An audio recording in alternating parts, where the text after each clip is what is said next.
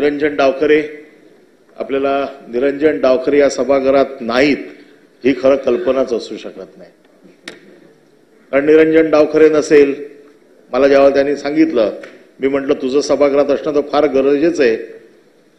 Phone बदलणार कोण, नाही तर आमच्याबद्दलचे वेगवेगळे मेसेज जाणार कोणाच्या माध्यमातून. चष्मा बदलतो, चष्म्यातनं दृष्टी बदलतो, लोकांकडे बघण्याची दृष्टी बदलून टाकतो. परंतु जसं आपण सांगितलं की डावखरे साहेबांची परंपरा निरंजनने कायम राखली, ही अतिशय आनंदाची गोष्ट आहे. पक्ष आमचे जरी वेगवेगळे असले, विचार जरी वेगवेगळे असले, तरी आमचं कधी मनभेद झालेला नाही कोणाबद्दल. कायम आम्ही एकत्र, इथून बाहेर पडलो की आम्ही सगळे एकत्र असतो. आणि म्हणून निरंजनच्या बाबतीमध्ये जसं उपमुख्यमंत्री साहेबांनी सांगितलं की एक वेगळा आदर किंवा एक हरहुन्नरी व्यक्तिमत्व, तरुणांमध्ये एक वेगळं स्तोत्र किंवा ऊर्जा निर्माण करण्याचं काम हे निरंजन करू शकतो.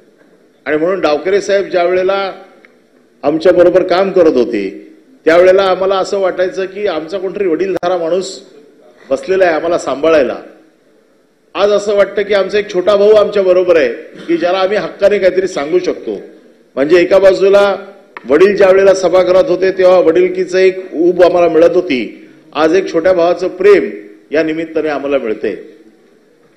तराडे